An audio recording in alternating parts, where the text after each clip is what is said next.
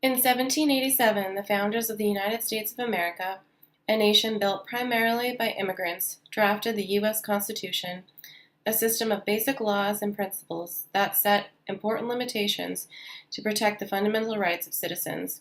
The Constitution allowed the federal government to govern the United States as one nation, but provided a system of checks and balances to ensure the individual rights of citizens. A chief aim of the Constitution was to create a government with enough power to act on a national level, but without so much power that fundamental rights would be at risk. The Constitution was followed with the addition of the Bill of Rights in 1793. Written by James Madison, the Bill of Rights provided greater constitutional protection for individual rights and liberties, and further limited government power over individuals. On December 7, 1941, the Japanese Empire launched a surprise attack on the naval base at Pearl Harbor, Hawaii. The attack left more than 2,300 individuals dead and close to 1,200 wounded, and launched the United States into World War II. President Franklin D. Roosevelt, in an historic speech on December 8, 1941, asked Congress to declare war on Japan, and in a vote of 470 to 1, war was declared. December 7th, 1941, a date which will live in infamy. The United States of America was suddenly and deliberately attacked by naval and air forces of the Empire of Japan.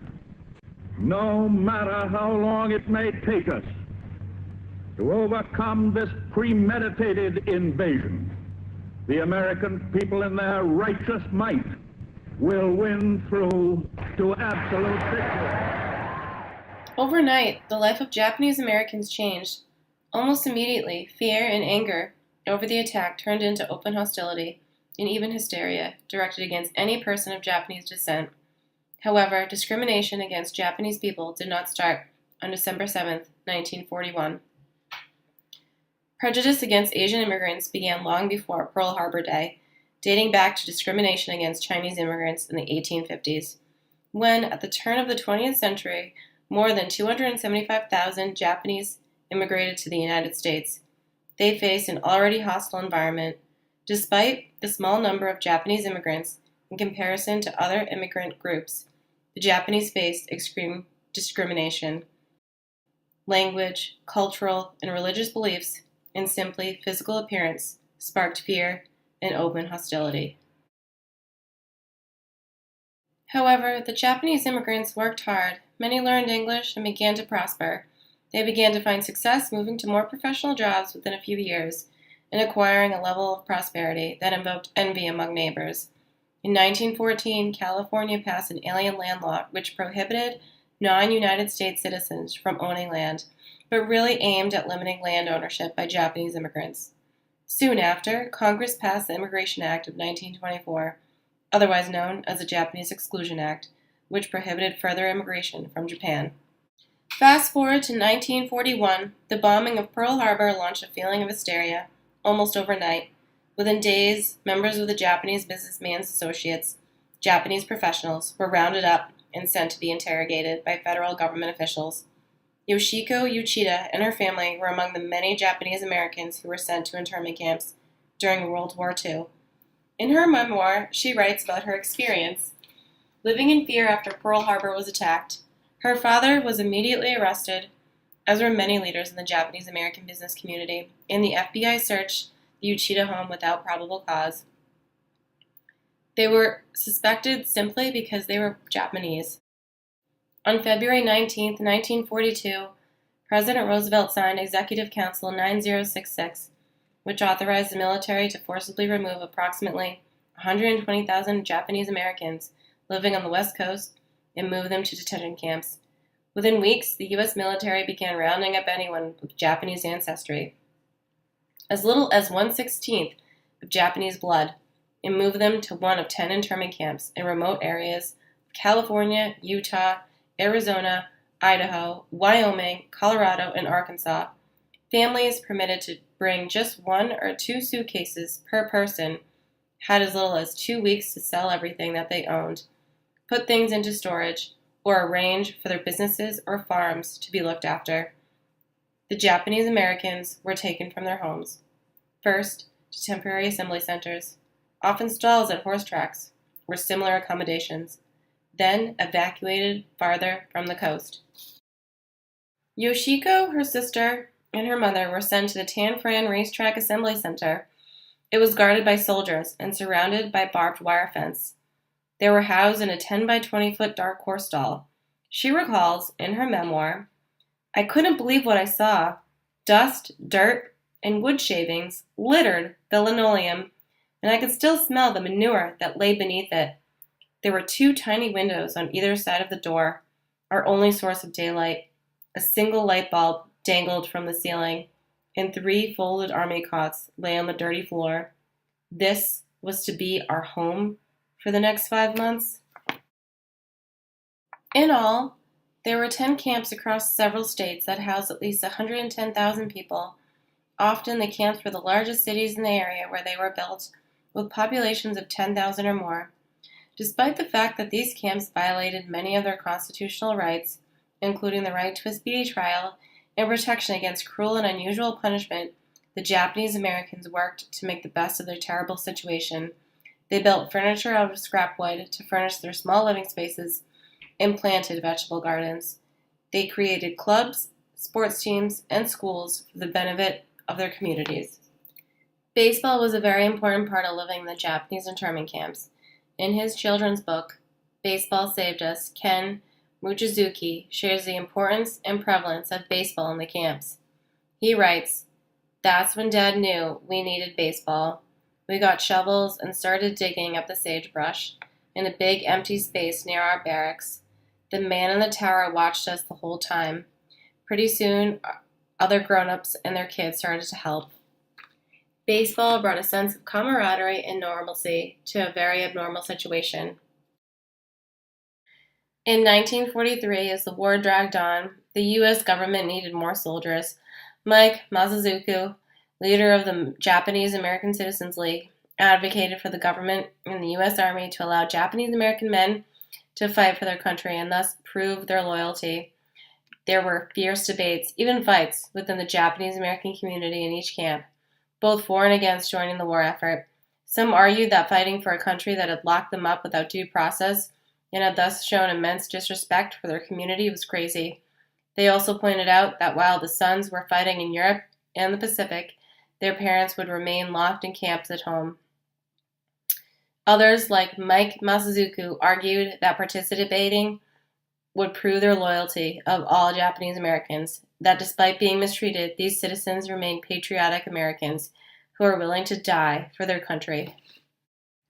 By the time the war ended, the contributions of the 100th Battalion, 42nd Regimental Combat Team, segregated Japanese American units, were the most decorated unit in the entire U.S. Army.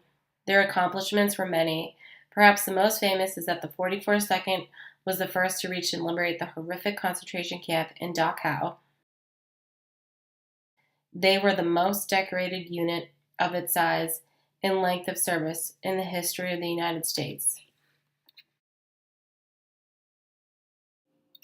With the defeat of Japan in August of 1945, the future of the 44,000 Japanese Americans still residing in internment camps was uncertain.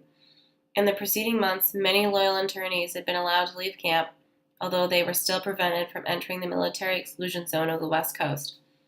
After the end of the war, the camps began closing, and each adult was given a bus or train ticket to anywhere in the country and $25 for travel expenses.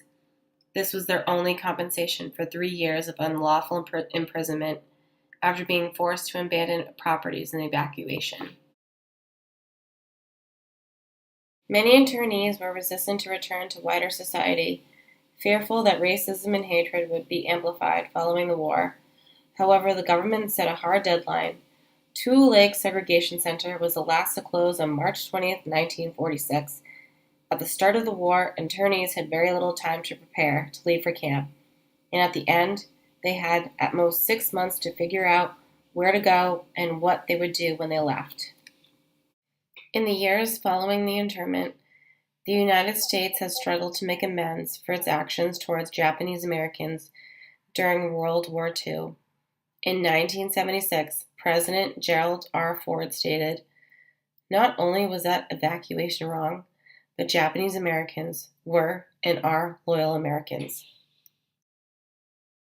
In 1982, a commission established by President Jimmy Carter in the U.S. Congress performed an intensive review of the injustices against the Japanese and concluded that a huge injustice had been done, including a failing of political leadership and abuse of their constitutional rights.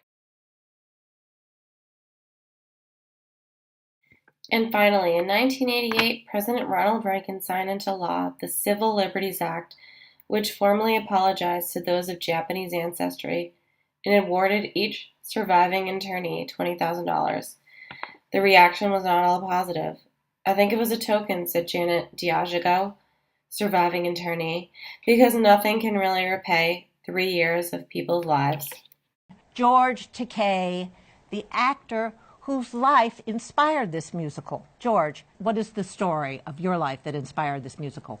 Well, I grew up in 2 U.S. internment camps. I was 5 years old at the time that the soldiers came to our home in Los Angeles, and literally at bayoneted gunpoint, we were ordered out of our home. And this was 1942, right? 1942, yes. I just turned 5 years old in April 20th, and it was a few weeks after that. And we were taken from our home to the horse stables of Santa Anita Racetrack because the camps weren't finished building yet. And each family was assigned one horse stall. I had 2 siblings. My baby sister was still a baby, not yet a year old, and my brother was a year younger. And all 5 of us were to sleep in this smelly horse stall. But to 5-year-old me, living in that horse stall was a lot of fun because I could smell the horses. We get to sleep where the horses sleep. So, my experience is that of a child from 5 to 8.5, totally different from that of my parents. How did the American government explain the relocation to your parents at the moment it was happening? It was for national security. And we happened to look like the people that bombed Pearl Harbor. And there was no other explanation beyond that. We were innocent American citizens. My mother was born in Sacramento, California. My father was a San Franciscan. The kids were born in Los Angeles. And yet, because of our race, we were rounded up and imprisoned. And it was the most egregious violation of the Constitution because there were no charges, and therefore we had no trial. You need charges to challenge in order to have a trial. And they took everything from us. My father says they took my business, they took our home, they took our freedom, and we had punishment. But you didn't stay in the stables the entire time. You were eventually moved. It was just a few months. Right. And when the construction was completed, we were put on a train and transported 2/3 of the way across the country to the swamps of southeastern Arkansas. And again, that for me was a lot of fun. I caught pollywogs in the creek and put them in jars and watched them sprout legs and turn into frogs. Living behind those barbed wire fences. Children are amazingly adaptable. It became routine, lining up 3 times a day to eat lousy food in a noisy mess hall, having the searchlight follow me when I made the night runs to the latrine. But to, again, 5-year-old me, I thought it was kind of nice that they lit the way for me to pee. But for the parents, the sense of betrayal to the parents is palpable in watching your show. The Japanese Americans were forced from their homes and moved to horrible living conditions. The U.S. government violated their rights and after a long time realized their mistake and provided a compensation. However, money retribution can never replace the pain and suffering these people experience.